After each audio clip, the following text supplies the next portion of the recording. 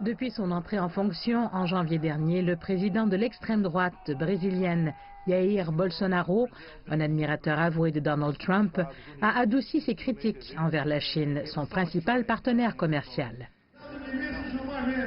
Il s'est plaint de ce que la Chine a acheté le Brésil pendant sa campagne électorale. Maintenant, il inverse son discours. Il se rend à Beijing dans l'espoir d'étendre et de diversifier ses échanges commerciaux avec la Chine. Ce voyage a pour but de montrer à la Chine que le Brésil peut être pragmatique et que Bolsonaro peut parfois tirer des leçons de ses erreurs. En 2018, les échanges bilatéraux entre les deux pays ont atteint près de 100 milliards de dollars. Selon les chiffres du gouvernement, Brasilia a enregistré un excédent commercial avec Beijing l'année dernière, exportant plus de 60 milliards de marchandises vers la Chine et en important quelques 35 milliards.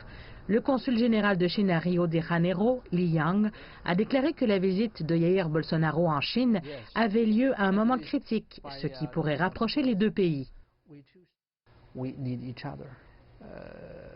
Promouvoir la diplomatie multilatérale, aspirer à un système de libre-échange multilatéral, protéger l'environnement mondial, plusieurs dossiers.